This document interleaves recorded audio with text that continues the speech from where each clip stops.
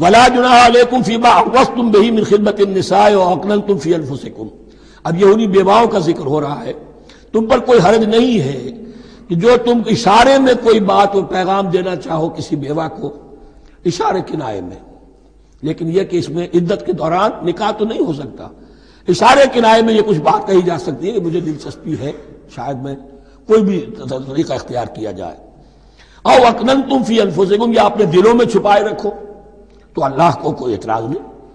اس میں یہ کہ ظاہر بات ہے کہ ایک آدمی علم اللہ انکم ستذکرونہن، اللہ کے علم میں ہے تمہیں ان کا خیال تو آئے گا ہی. آخر یہ عورت تھی، بیوہ ہو گئی ہے، اب میں اس سے شادی کر سکتا ہوں، آپ کو رغبت ہے اس کی طرف نکاح کی، تو اب کوئی آدمی سوچے میرے دل میں خیال آ رہا ہے بیوہ کے بارے میں، میں تو گناہ گار ہو گیا، میرا دل گناہ گار ہو گیا. نہیں، یہ قانون فطرت ہے.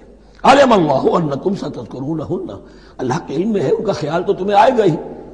ولیکن لا تواعدوہن سرا، لیکن ایسا نہ کرو کہ ان سے معاہدہ کر لو خفیہ خفیہ، طے ہو جائے، بات پکی ہو جائے.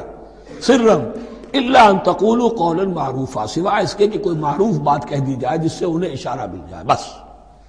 ولا تعزموا عقدۃ النکاح حتی یبلغ الکتاب اجلہ، اور مت باندھو گراہ نکاح کی جب تک کہ قانون شریعت اپنی مدت پوری نہ کر لے، یعنی عدت جب تک پوری نہ ہو جائے. اب یہاں دیکھیے حتی یبلغ الکتاب، کتاب سے مراد شریعت، قانون شریعت. کتاب سے مراد یہاں کیا ہے کہ جو بھی قانون آ چکا ہے کتاب کے اندر، 4 مہینے 10 دن کے بعد نکاح اس سے پہلے نہیں ہوگا.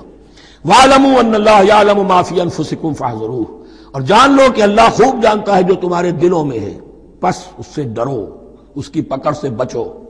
وَاعْلَمُوا أَنَّ اللَّهَ غَفُورٌ حَلِيمٌ، اور یہ بھی جان لو اللہ غفور بھی ہے، بخشنے والا بھی ہے. وہ خطا ہو گئی ہے، استغفار کرو، توبہ کرو، اللہ معاف فرمائے گا.